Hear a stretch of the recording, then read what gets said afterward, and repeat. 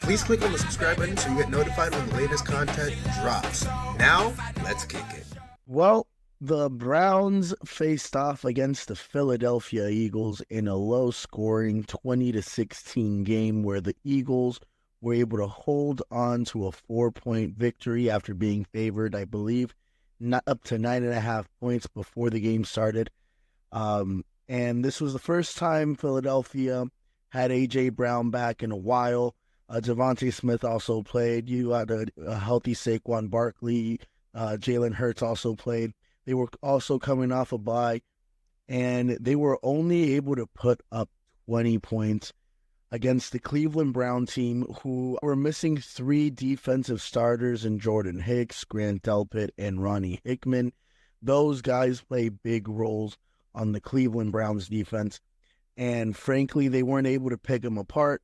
Having all those weapons, they struggled to put 20 points on the board. I think Nick Sirianni is at risk of losing his job as the head coach of the Philadelphia Eagles, especially heading into the second half of the NFL season where everybody's going to be coming together, trying to make a push for the playoffs. Usually when a team comes off a bye, they play a lot better, and they almost lost that game against the Cleveland Brown team that was missing key defensive players on that end and also key offensive players on the other end. Their offensive line is atrocious. Every game except for the game against the Las Vegas Raiders and the game that they won against the Jacksonville Jaguars, they've given up over 5 sacks. They cannot protect Deshaun Watson, and having a bad offensive line also negates the running game. Last year, their offensive line was a lot better.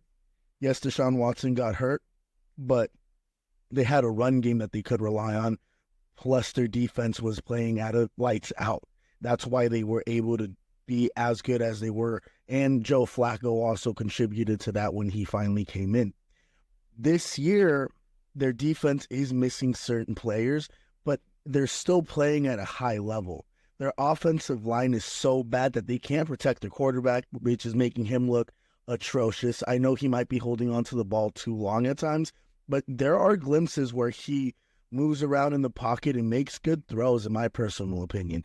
Maybe the days of Texans Deshaun Watson is gone, but that offensive line is so bad that they can't even run the ball this year behind Jerome Ford, who, in my opinion, was able to have not the same level of production Nick Chubb had, but something comparable to it.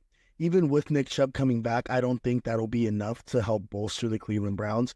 And this is going to be a season where the Browns, by the end of it, are going to hopefully have a higher draft pick and be able to draft a quarterback and retain the services of Kevin Stefanski. I don't think Stefanski's job should be on the line.